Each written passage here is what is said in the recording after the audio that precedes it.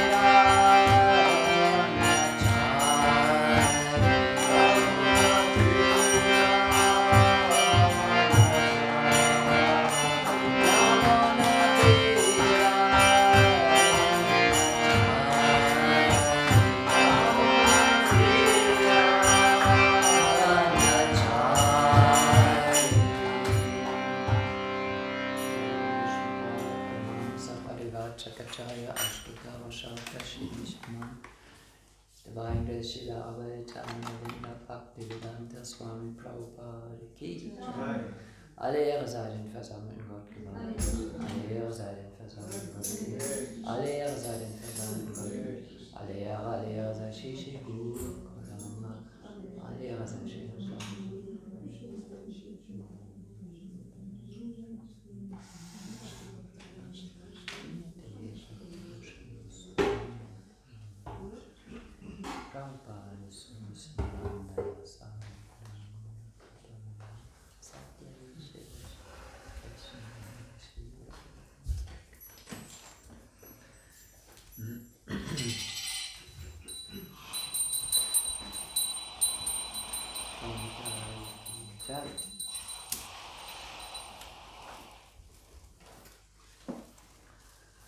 Hare Krishna, guten Morgen.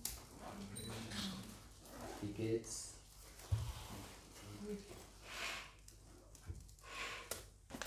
Die Klasse ist auf Deutsch oder Englisch?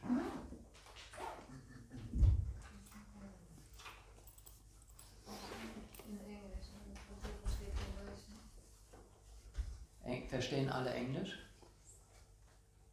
Nein.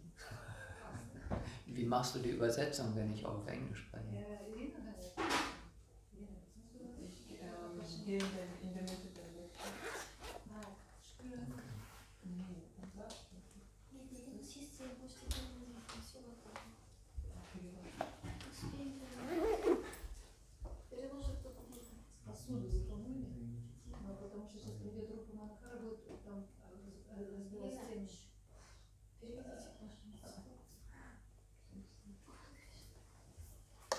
So, was war die Lösung auf Russisch?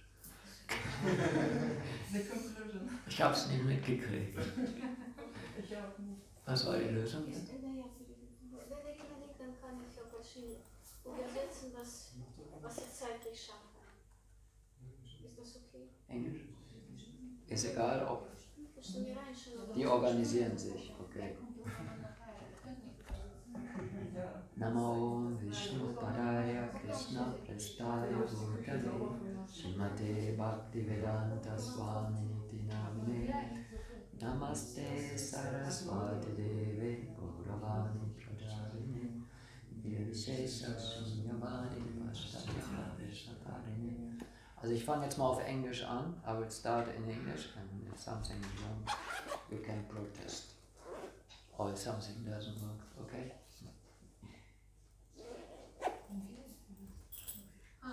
Du kannst ja vielleicht für Prabhu übersetzen, wenn er in Deutsch und Griechisch ist. Englisch machen. Ich meine nachher.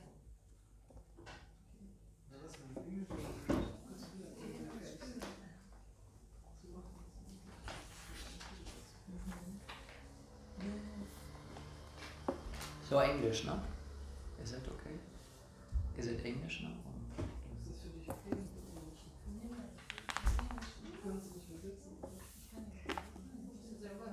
Hier hat jemand was ins Buch geschrieben. Macht ihr das jetzt? Bücher schreiben? Ich sehe das noch gerade. Sie haben ein Buch noch für die nächsten Jahre, ne? Eigentlich. So we are reading from Transcendental Diary by Hari Shauri, and this is volume 5, and it's about Srila Prabhupada's travels between October and November 1976. Actually, he wasn't traveling so much in that time. He was in India all the time, and almost all the time in Vrindavan during these 2 months. So we are still in Vrindavan, and this is 12th of November, and it's almost the end of the day. So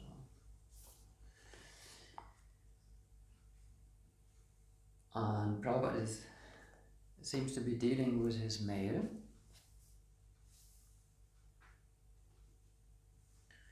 And it's about a letter from Prabhu from Los Angeles. But he's not talking about Los Angeles, but about his preaching in Poland. So this is in the middle of the letter. I'll just continue reading. He also said that the girl and boy have just completed translating the pamphlet on chanting Hare Krishna. And in Germany, Easy Journey to Other Planets has been completed in Polish.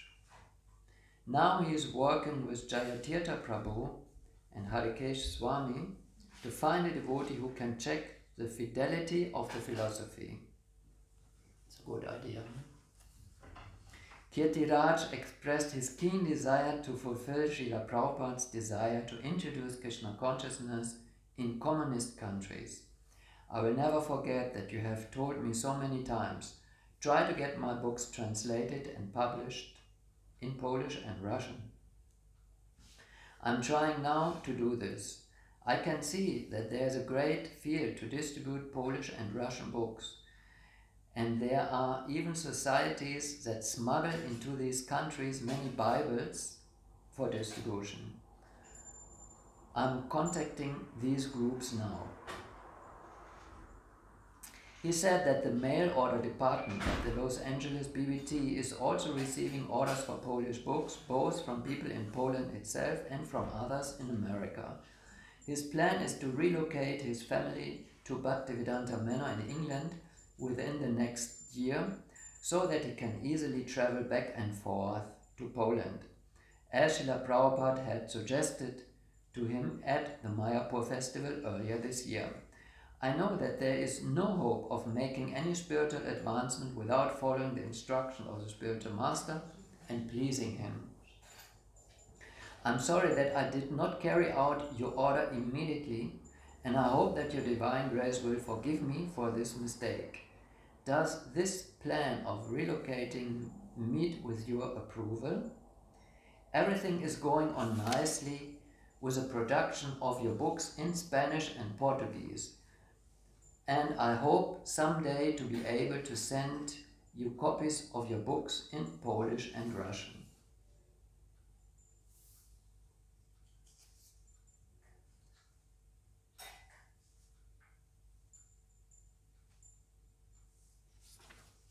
Srila Prabhupada was more than happy to hear his news. He has steadily encouraged Kirtiraj Prabhu over the last couple of years to take advantage of his Polish,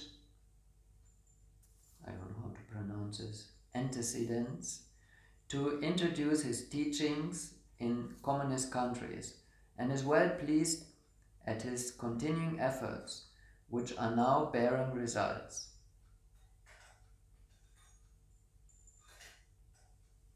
The penetration of the university was especially good news. Now you have got good contact in Poland. You must immediately supply the books for the university library. It is a very good order. Yes, encourage them to visit our libraries. It is my earnest desire to have my books translated and published in Russian and Polish. Yes, the translations must be checked. Work with Jayatirtha in that connection. He was pleased to hear that the first book he wrote, directly, specifically at the modern scientific mind, is early on the list for translation. I think Easy Journey to Other Planets will be very much appreciated because it is a scientific basis of our Krishna consciousness movement.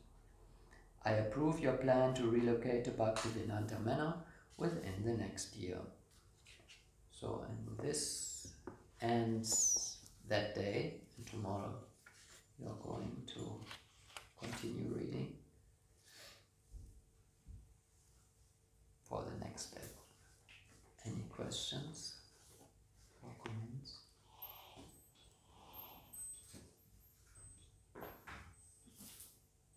Anything you think is important of what we have just read now?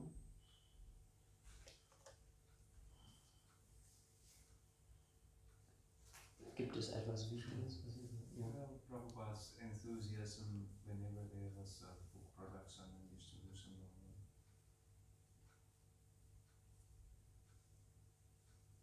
Do you agree with this? Is that also your experience, that Prabhupada was very fond of having his books widely read? Yeah, because it was his mission that was given to him by his spiritual master to present the philosophy and practice of Krishna consciousness in the West. And his spiritual master told him, because he noticed that Prabhupada was fluent in English, to do it in English, because English is a worldwide language. Almost everywhere people speak English. Maybe not all people, but some people speak English. And sometimes countries like Germany, most of the population understands English, or at least a good part of it. However, not everyone speaks English. So after Prabhupada had written his books in English, it was still in the process, of course, because he did that until the last breath of his life, to translate books and to comment on them in English. But he also wanted to have his books translated into other languages. So everyone, every human being on this planet can take advantage of understanding Krishna consciousness. And why was it so important? Because it hadn't been done before. It had never been done before. Krishna consciousness was known to some people in India, and that's it. And not all over the world. So this was Srila Prabhupada's unique contribution to the welfare of humanity, among other contributions. And he not only wrote the books in English and saw that they were distributed, but he personally came to the West to start a movement, to have some people around him who became devotees, his disciples, who could really understand the books, because it's not so easy to understand.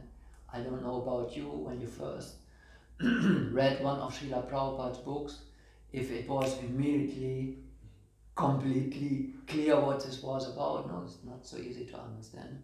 At least it's my experience.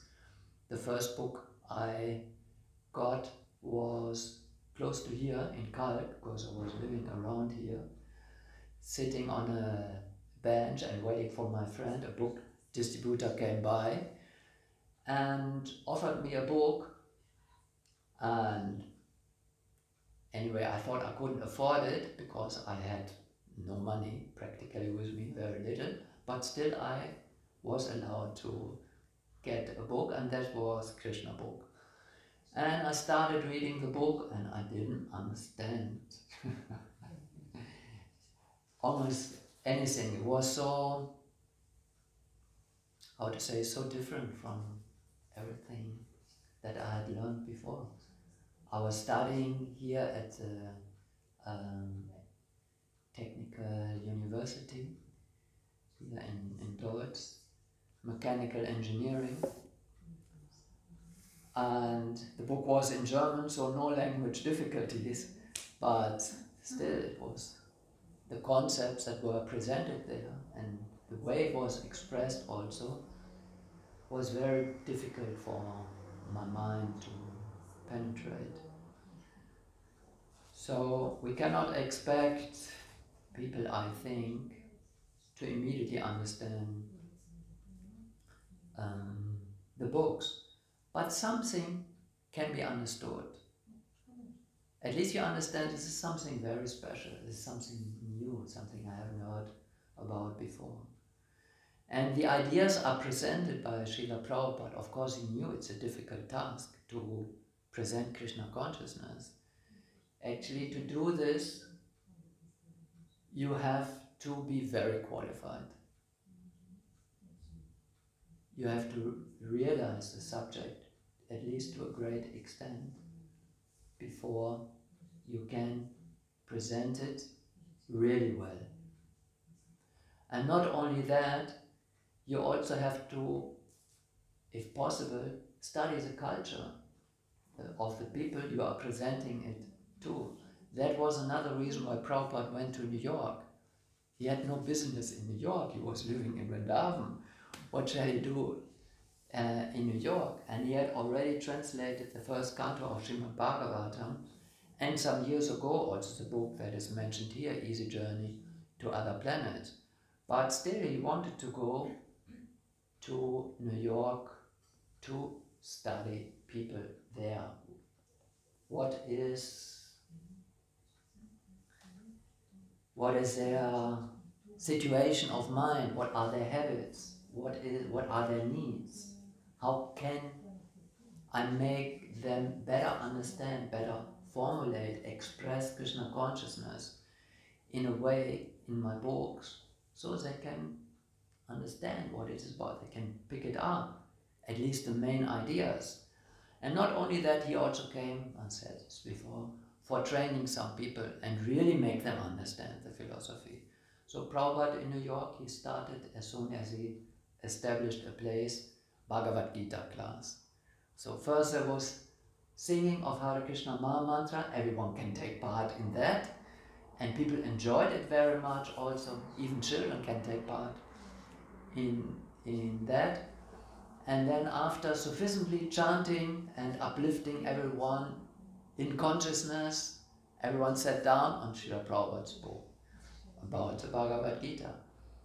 And at first, his first followers didn't understand much about what he was talking about.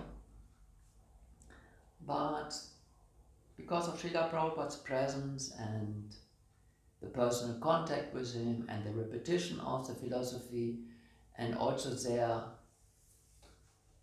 exposure to spiritual consciousness, to higher consciousness, gradually they understood the philosophy and took up the practice. So it is very good if the reading or studying of the books is accompanied by spiritual practice, by other practices, by chanting, by eating prasadam, by many things you can do. It's much easier to assimilate the philosophy because it's spiritual science that is in many aspects completely contrary to everything you have learned before. Not everything is contrary, otherwise you couldn't relate to it at all.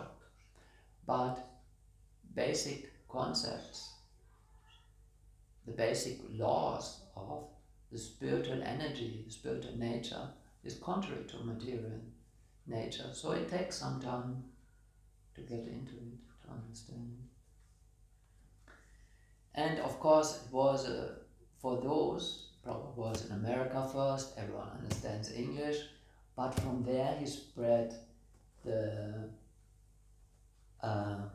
movement and the philosophy to the whole world. So books needed to be translated into other languages to reach even more people.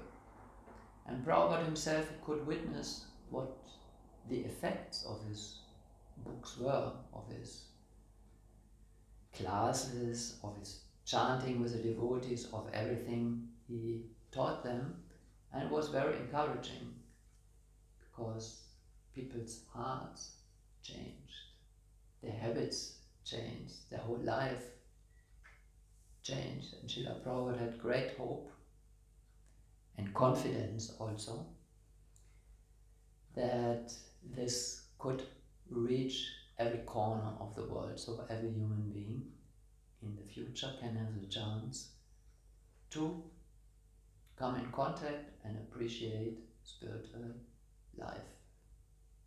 And this has never been done before.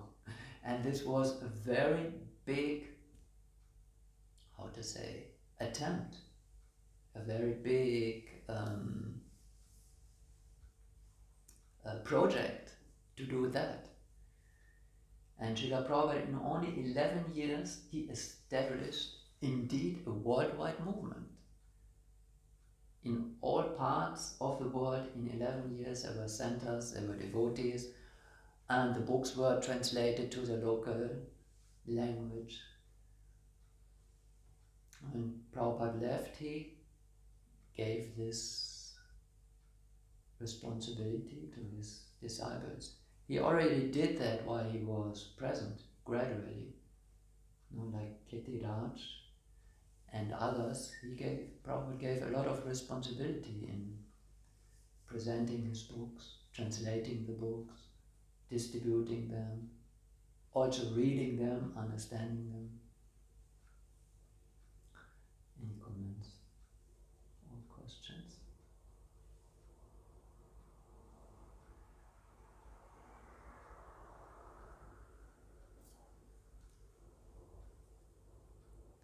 Why not? One question? Yeah. I heard that the books, the distribution was more important for him than building temples. Yes. Are you surprised? Why do you think is that? Because I think the word that is spoken in the books are more important and more effective for the mankind. Yeah. They are. At the same time, temples are also important. Yes. Otherwise, he wouldn't have gone through the endeavor to establish temples also all around the world. My personal experience, if this temple wasn't here, I wouldn't be here now. As I told you, I got one book and it had an impact on me, great impact, but I couldn't understand. My Krishna book maybe is not the right book to start with. There are books that are easier to understand, but that's the book I had. I could appreciate it, but I couldn't.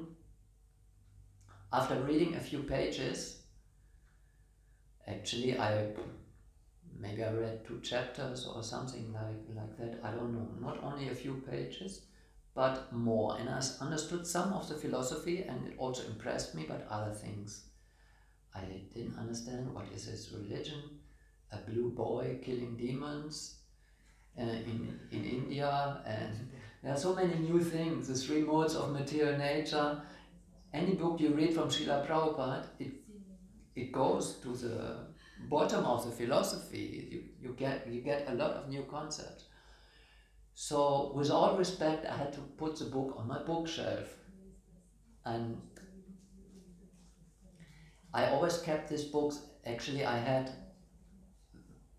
in the coming months and years, there were turbulent times in my life, and I threw 90% of the books that I have and 90% of my possessions. I thought it was all worthless and I wanted to start it, but I always kept this book, although I had a hard time understanding it. I always kept this book. I knew it was special.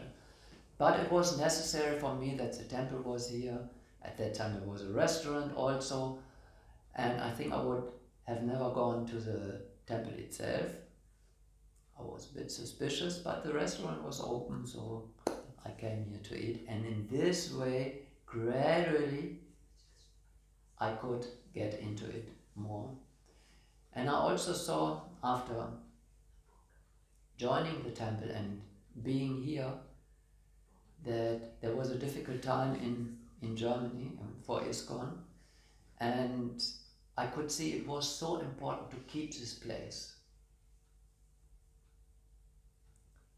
because then people can go here, they can go to the programs, they can meet devotees. Devotees can maintain themselves in a place and go out from here or do programs.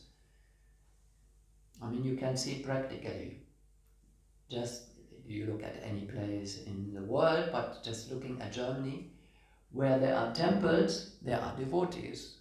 And where there are devotees, after some time there are more devotees, or something is going on. That's why temples are very important, and especially if those places are owned by ISKCON, not just rented. Anything can happen with a rented place. Usually then they move after some time, or there is no temple at all for some time. But if that is ISKCON property, even there are difficulties, there's a great chance the place survives. And in this way, Krishna consciousness is firmly established in a place. It has always been very important. But books are still more important. Still more. Because anyone who picks up this book, if they are sufficiently intelligent and some spiritual quest is there in the heart, they can pick up the strongest, the greatest process for spiritual development that exists. Immediately, starting with one book, everything is there, just like this. 5th canto of Srimad Bhagavatam. That's what we are going to dive in now. So, it's 10th chapter, verse 10, is that right? Yes. Now Prabhupada was convinced, even if they just read one line, it can change their life. That is true. One line that you understand, that speaks to you, is potent enough to wake you up. Om Namo Bhagavate Vasudevaya. Om Namo Bhagavate Vasudevaya. Om Namo Bhagavate Vasudevaya. Om Namo Bhagavate Vasudevaya. Om Namo Bhagavate Vasudevaya. Om Namo Bhagavate Vasudevaya. So finally there are some verses in Srimad Bhagavatam 5th canto that are verses, easier to read, and it's interesting that this starts in the moment that Jadabharata starts talking. Isn't it? Before Shukadev Goswami was talking, and in this phase of the Bhagavatam, he speaks in prose, full sentences, but now Jadabharata opens his mouth and he speaks in verses that have a rhyme. So, Srimad Bhagavatam, Canto 5, Chapter 10, Text 10.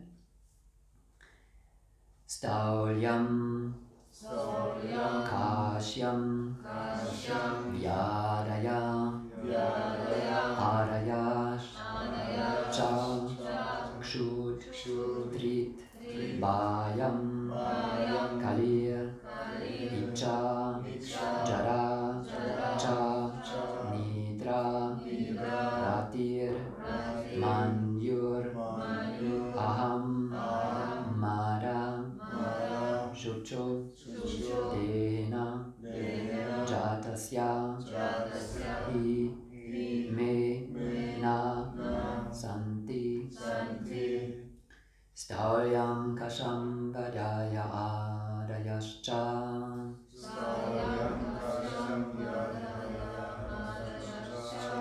Kshutri Payam Kalyecha Jaracha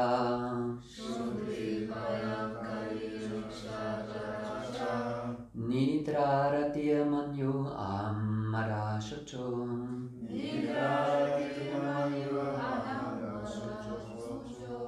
Dehena Jatasya Himena Santi Staulyam Kashyam Yadaya Adayascha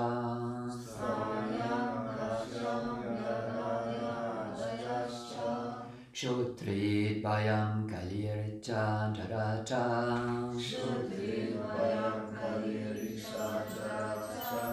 Nidra ratir manyo amara shucho.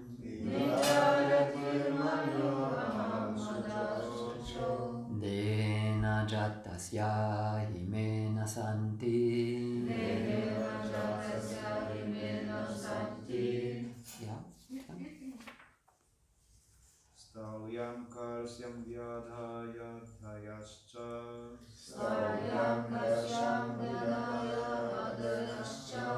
Ksutrit bhayam kalir icha jaracha.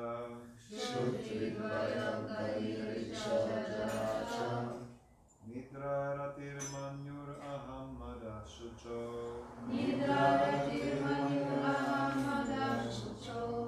Dehena chatasya himena santi.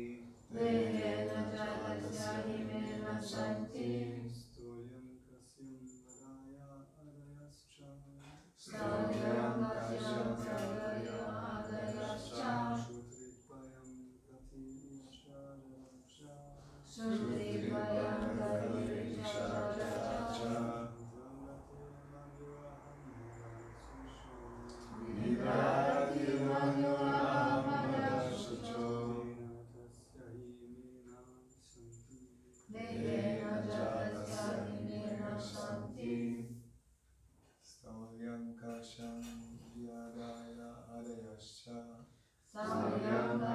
vadaya adayascha. Shutrit payam kati isha jaracha. Stalyam kasham vyadaya adayascha. Shutrit payam kalir iksha jaracha. Nidrarati manyur aham madashucho. Dehena jatasya himena santi.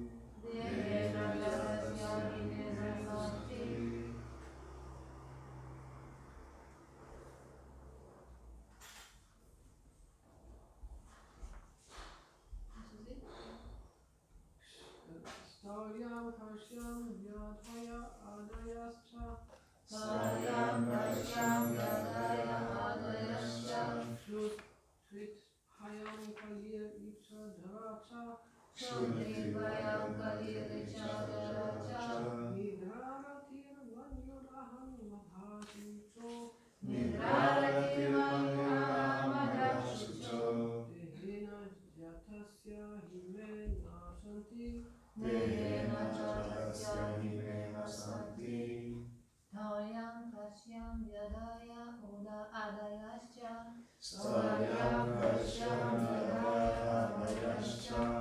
Sutri bayam kalir jaracha. Nidraratir manyuraha madashucho. Dehena jatasya himena santi. Stauyam, being very stout and strong. Kashyam, being skinny and weak. Yadaya, the pains of the body such as disease. Adaya, the pains of the mind. Cha, and Kshutritbayam, hunger, thirst and fear. Kali, quarrels between two persons. Icha, desires. Jara, old age. Cha, and Nidra, sleep. Rati, attachment for sense gratification. Manyu, anger. Aham, false identification in the bodily concept of life. Mada, illusion. Shucha, lamentation. lamentation, Dena, Dena, with this body, with this body, Jatasya, Jatasya, of one who has taken birth, of one who has taken birth, he certainly certainly, may may of me, of me, na, not, not, santi, Santi, exist. exist.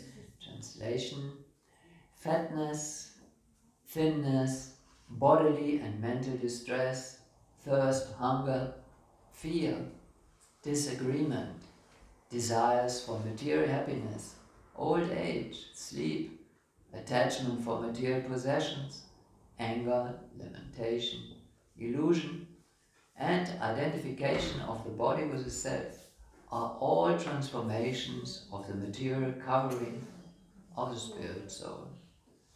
A person absorbed in the material bodily conception is affected by these things.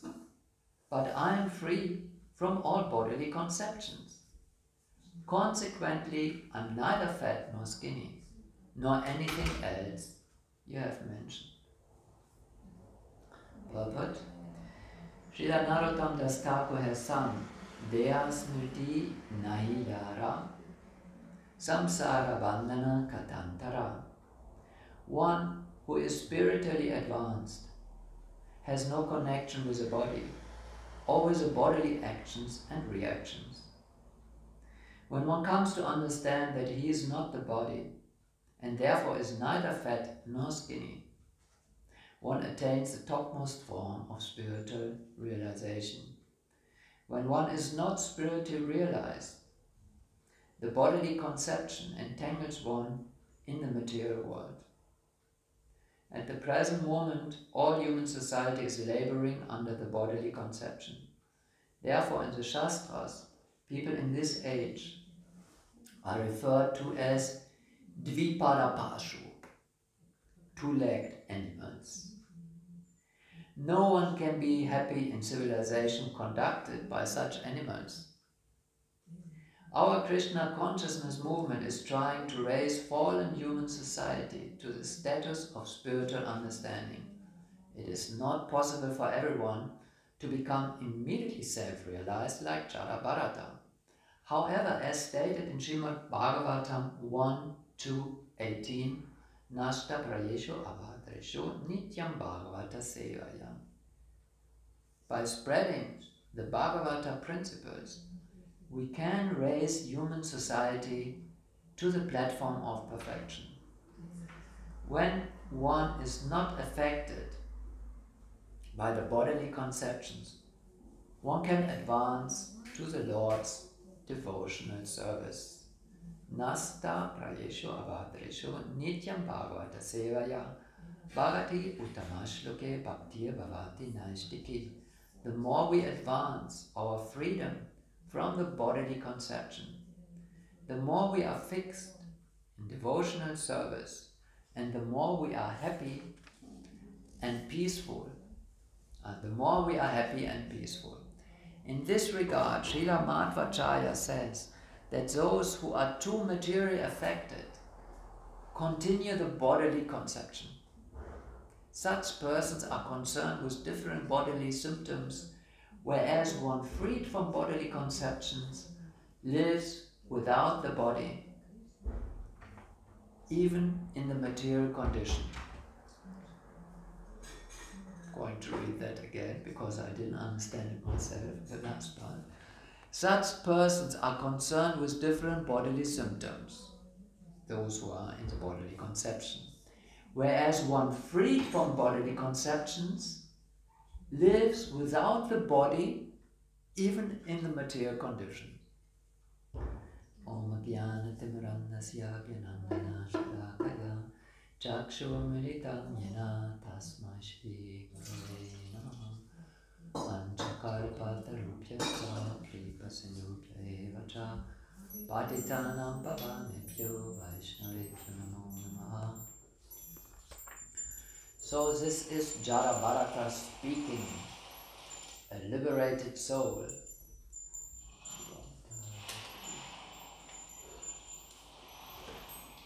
in a moment of great distress, actually, that he should have, if he was in the bodily conception of life, as he says here in this verse, he is not, he doesn't identify with his body, he would have been very fearful, because the king of the country had just become very angry with him. The king addressed Jadabharata, who was one of the carriers of the palanquin of the king, and who didn't do his job right, so the king was shaken in his palanquin all the time, became very upset, and had already rebuked Jadabharata to do his work properly, and Jadabharata didn't do it for his own reasons.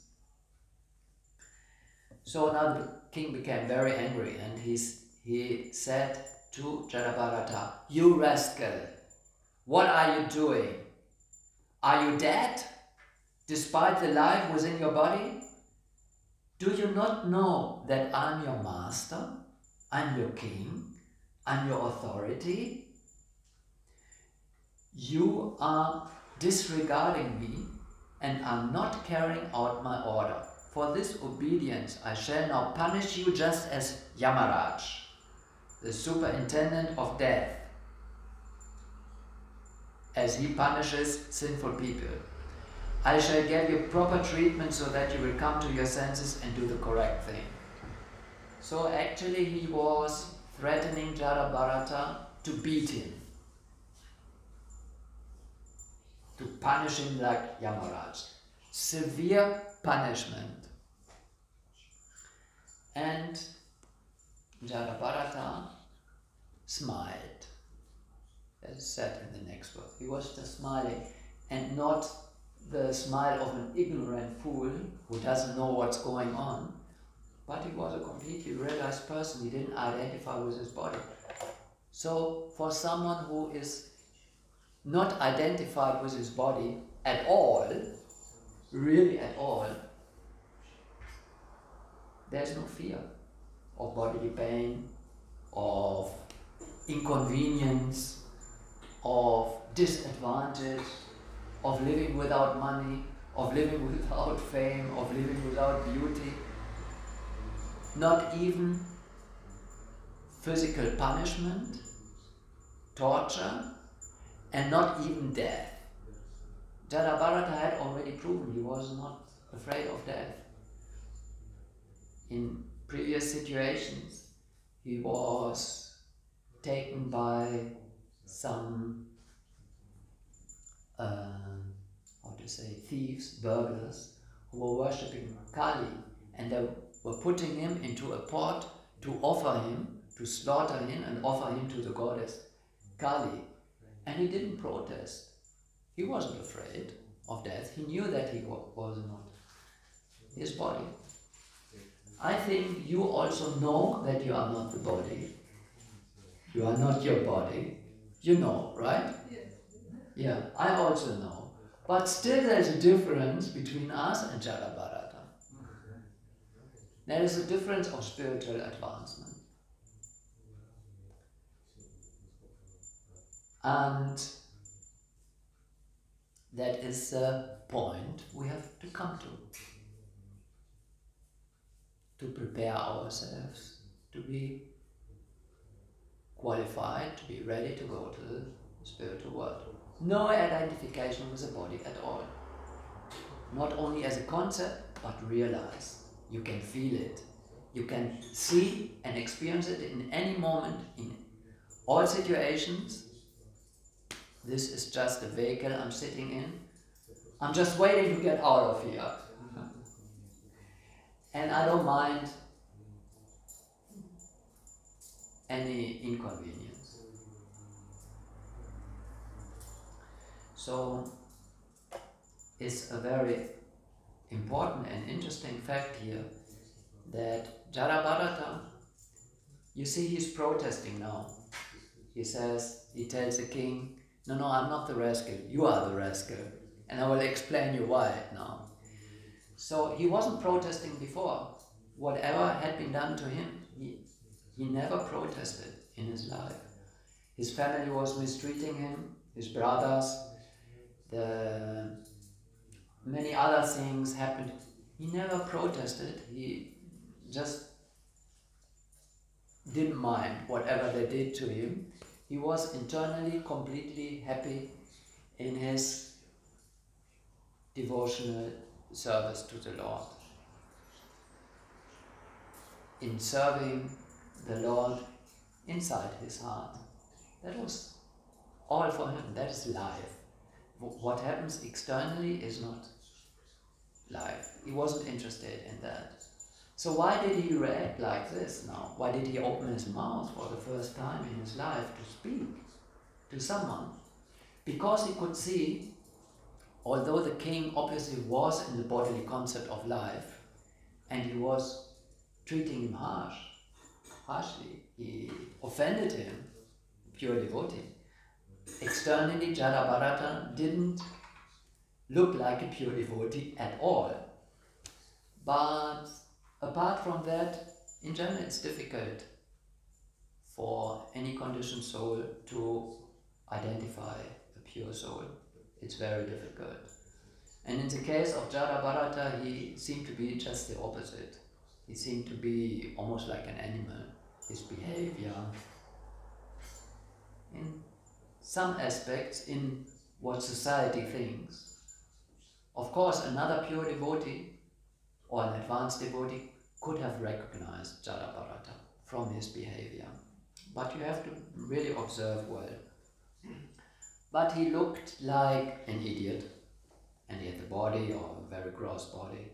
So the king was confused, and he himself, being in the on the bodily platform of life, he thought, I'm the king, this is my servant. My servant is not, doesn't know how to behave well, I have to punish him, it's my duty. And I will do it. Apart from that, I'm angry, so I will do it. So, but Jadabharata, in this time, he protested. I mean, he was smiling, he was not emotionally affected by the words of the king, but he knew, being a pure devotee, he knew this soul is advanced. Because the king was advanced.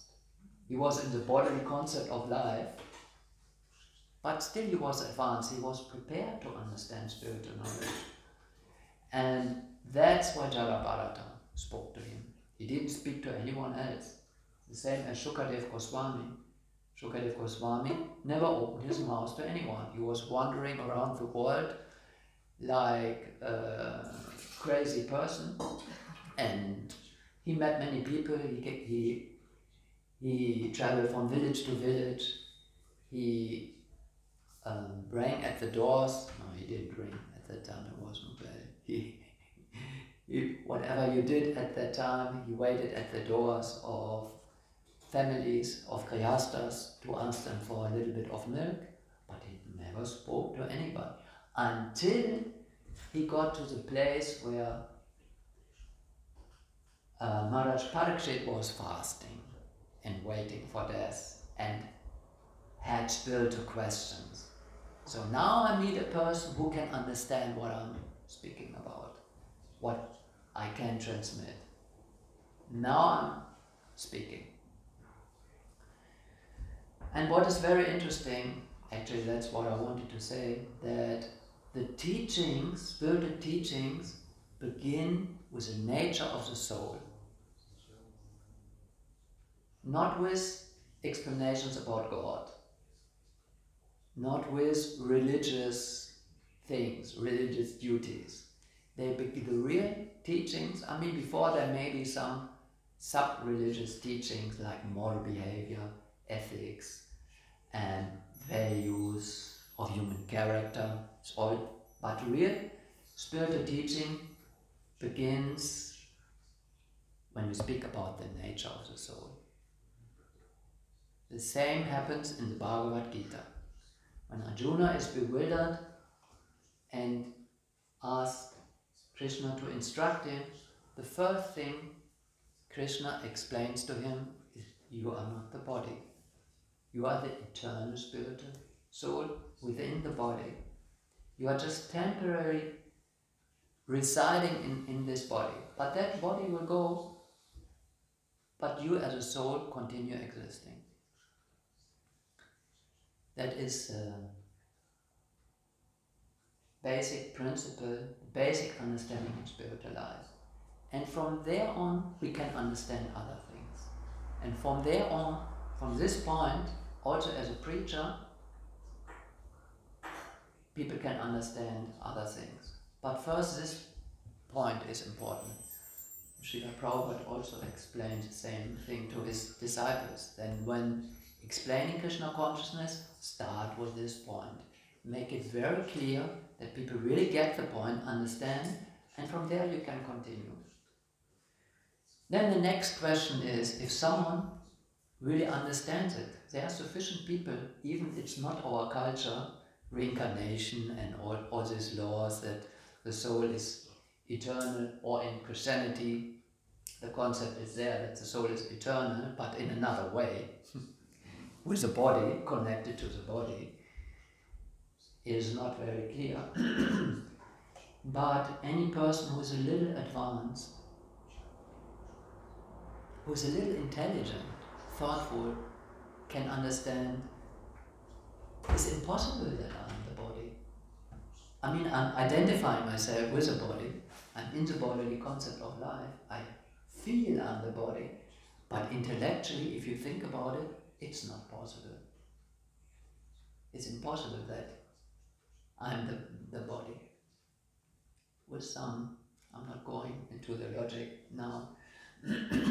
But then for someone who has accepted this, and I tell you many people, even in this culture, in Germany or other similar countries where our education is not at all like that, people can understand it.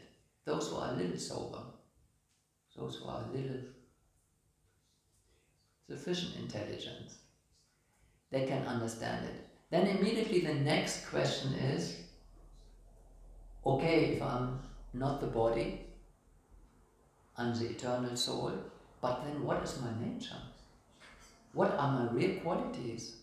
What are my eternal activities?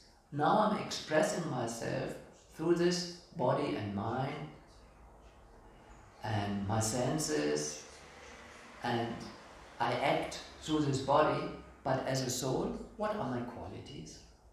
Who am I? Now I'm such and such, I have this name, I come from this country, I'm a male, a female, I have this age, I have certain characteristics, but these all my qualities, characteristics, they belong to a temporary realm in this body. And in my next life, I will have another body and other qualities. So who am I as a soul, really? What are my qualities as a soul? What are my activities as a soul? What is my nature, my form, my name, whatever, as a soul, my identity? That is the next. That is the question that comes up. So, these questions and all other questions you might have coming from this point, that the soul, that your identity is not the body, but something else, all the questions that relate to that are answered in these books, with this philosophy. You can clear up any doubt. And not only theoretically, not only philosophically, there's a process you can apply and you can realize that. You can see it. You can become like Jada Bharata and other completely self-realized souls, where you're completely fearless in all situations. You don't even fear death. You are completely happy inside. Even someone insults you and threatens to torture you, you are not affected by that. That is possible for a self-realized soul. And we have this wonderful process of Bhakti Yoga that is explained in this book.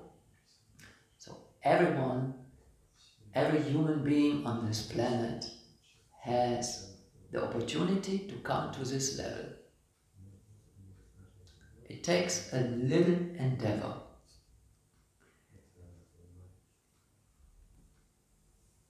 It takes a lifelong endeavor.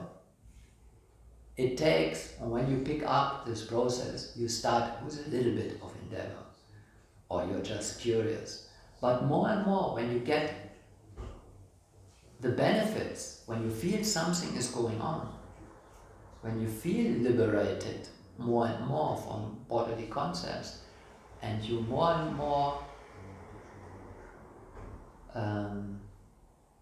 come into your spiritual reality, then you become more determined.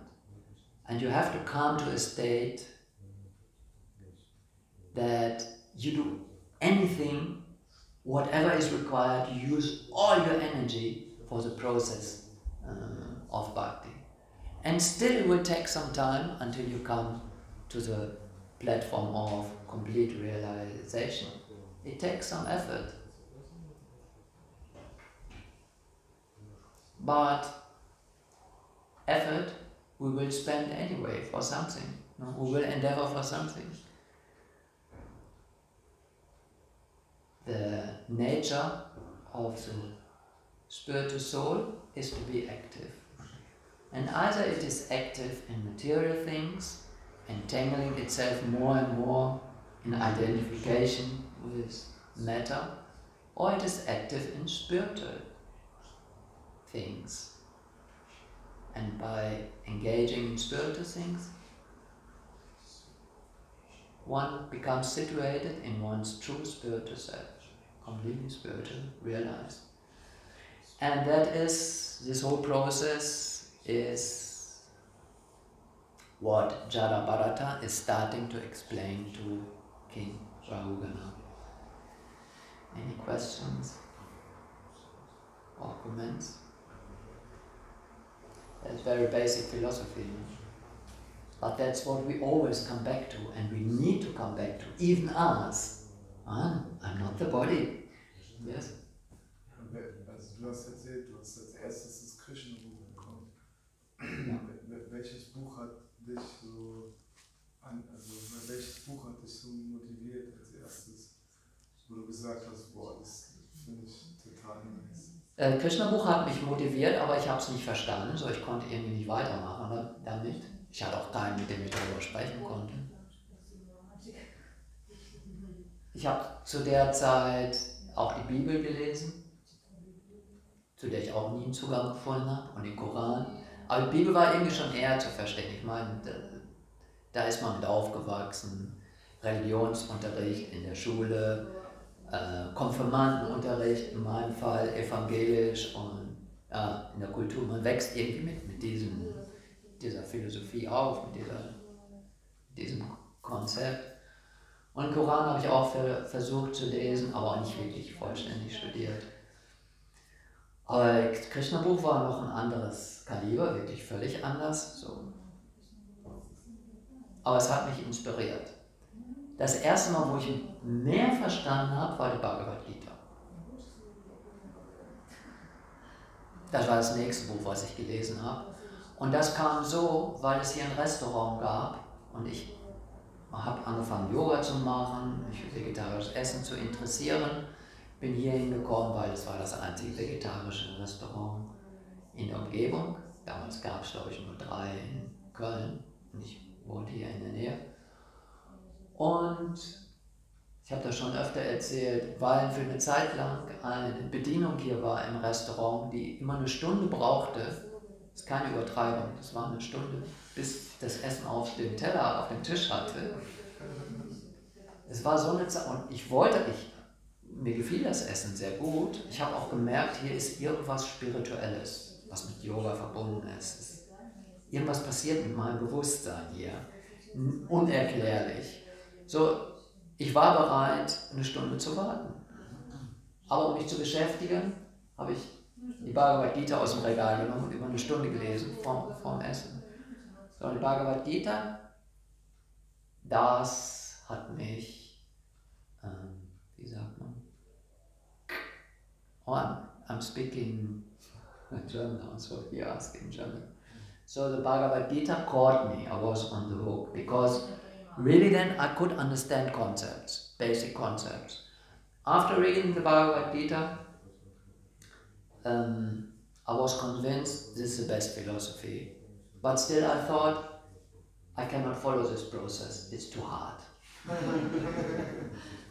Because Prabhupada really explains the things as they are. So even you like it, it can be that you think, cannot do this. This is too tough for regulative principles and all that. So it took me continue reading to understand, okay, I feel I cannot do it now, but the process is so good, just by picking up the beginning stages, I will become qualified. I got this faith after picking up some activities in Krishna consciousness and readings, continue reading. I started reading Bhagavatam. So first was Krishna book, only a part of it. Then I read the whole Bhagavad Gita, and then I started with Srimad Bhagavatam. And while I was reading Bhagavatam, this was the best time of my life. I had the feeling that all these books, they are not ordinary books. These are not even books about spirituality. I mean, they are about spirituality, but they are not only about spirituality. Like I was reading other books about spirituality that I liked really, like autobiography of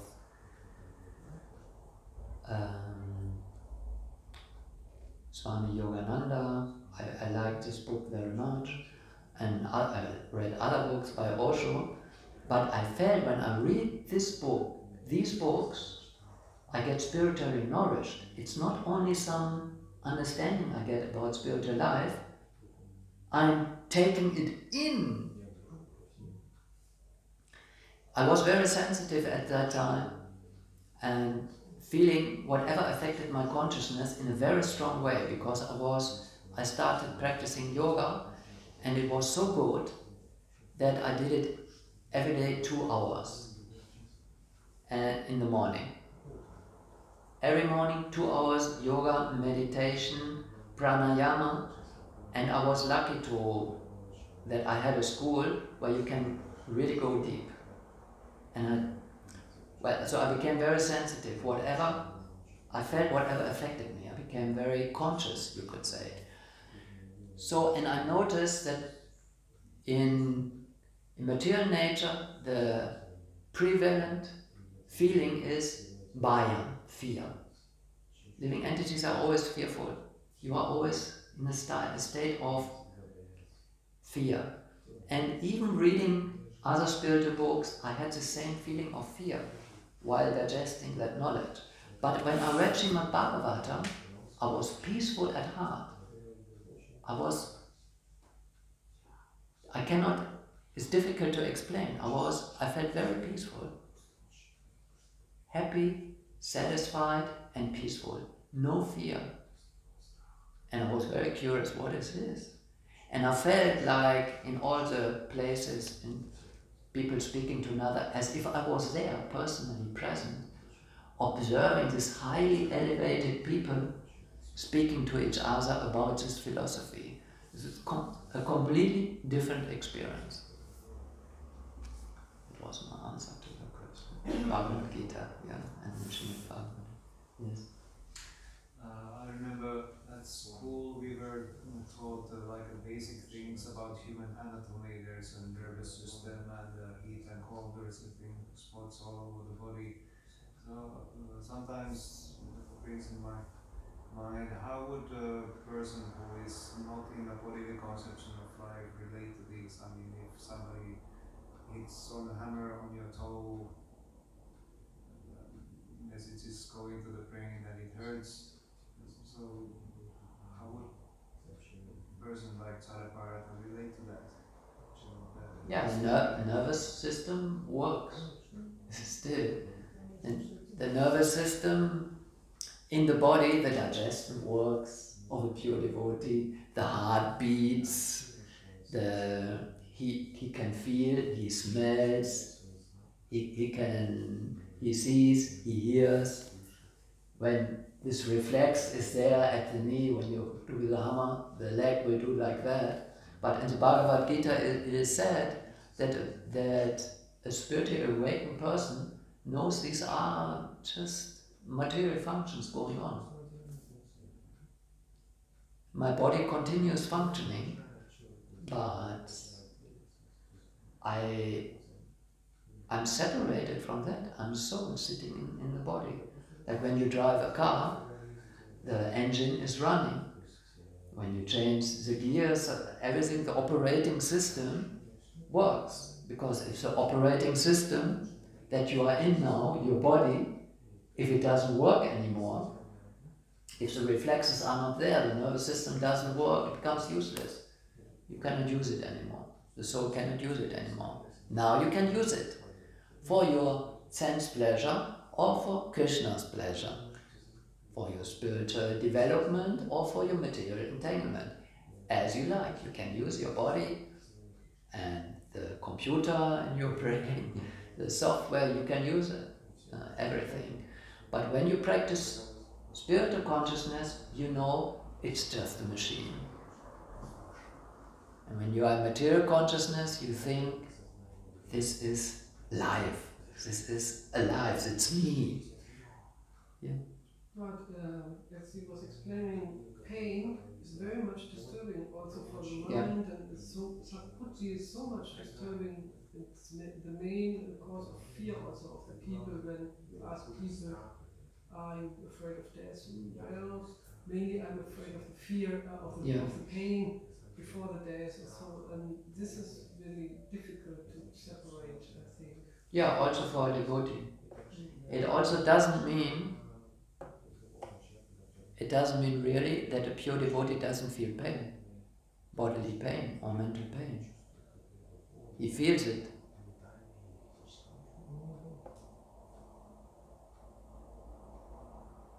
My personal experience with my spiritual master is that I was a servant for some time, or he's very often here. Now he's not here. So I had a lot of exchanges with him, and sometimes I was wondering when he was ill or something happened, I was, why is he so affected by it? So I asked him about it, and he said, it doesn't mean that a devotee doesn't have any feelings anymore, that he doesn't feel pain. You can see Srila Prabhupada was feeling pain. He got heart attacks.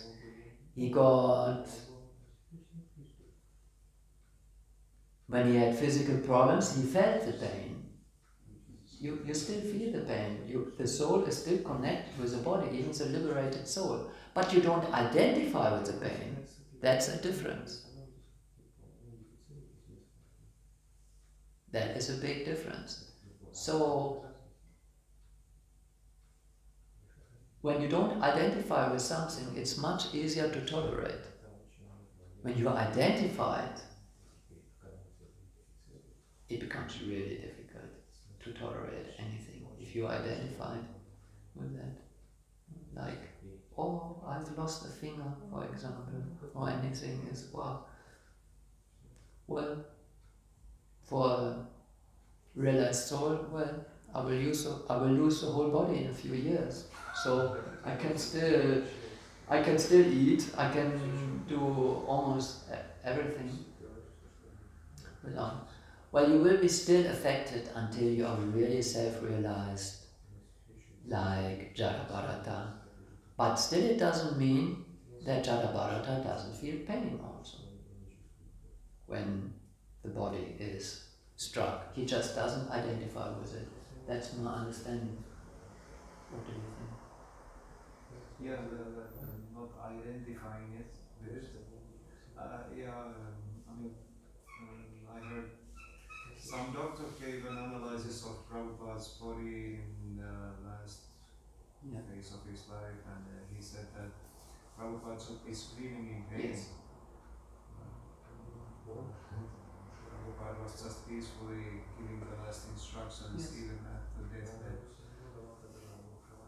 He was. In general, a devotee feels the pain. But if it becomes too much, Krishna may take it away. Like Haridas Thakur, he was beaten over marketplaces. He was beaten by two people, and this is a kind of punishment that was normal at that time for people who had done something really bad and they were punished like this. He was beaten over 21 marketplaces or so, and usually they do it until the person dies. It's so painful, you die. But Haridas Thakur was chanting Hare Krishna, and he wasn't chanting like us, but he was really chanting, very deeply connected. He was so good at chanting Hare Krishna that Chaitanya Mahaprabhu made him the Nama Acharya, the best chanter. So he was chanting Hare Krishna, he didn't feel any pain at all, until his punishers got fearful. Oh, he doesn't die, please help us. If you don't die, we will be punished.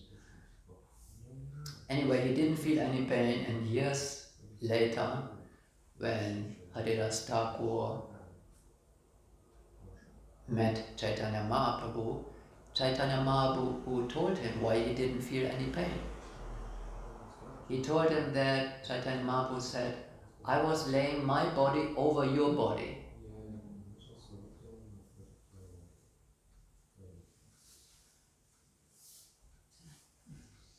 So a pure devotee is, whenever necessary, completely protected. There are so many examples in Srimad Bhagavatam, Prahlad Maharaj. No fear as a young child in any circumstance, always protected by Lord Nrsingadev. So when there is need, as a devotee you will be completely protected. But when there is need for you to suffer a little bit as a devotee, then you get some suffering also, because it's still needed.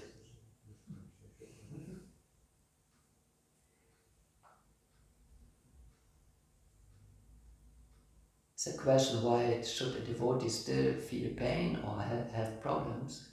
Because it's the only reason is good for us, for our advancement. Now, we think we know everything that is good for us. So we are praying to Krishna, oh please take away this, take away that, please don't let me experience this. And sometimes Krishna does, many times, but sometimes he doesn't. Because actually he's the only one who knows what is good for us. And it's like this, when you are enjoying, the tendency is you get into illusion more. When you are suffering, the tendency is to pray to Krishna, to become conscious. To take a strong connection to your spiritual path, to the chanting, remembering Krishna. All this, when you are suffering. And when you are enjoying, so your enemy is not in this world. We think our enemy is suffering, is pain. Is not our enemy. Krishna says in the Bhagavad Gita, your enemy is sense enjoyment, is lust. When we think we are enjoying, everything is good, that's your enemy. Yeah, but when suffering becomes too much, when circumstances are too difficult, Krishna will take it away in 1 second. It's my explanation for Srila Prabhupada's state in the end of his life. It was Krishna took away. When you don't experience any pain or any karma, when you have learned all your lessons, there's nothing for you to learn. Why should you be punished for anything? Until we have not understood our lessons completely, we still need some teachings. Like the fire is burning your fingers, when you put your fingers into the fire, it's burning. Just to tell you, this is not the place for your hand. Take it out. Hare Krishna. I'm sorry for speaking so long. Rantara Srimad Bhagavatam ki jai. Prabhupada ki jai.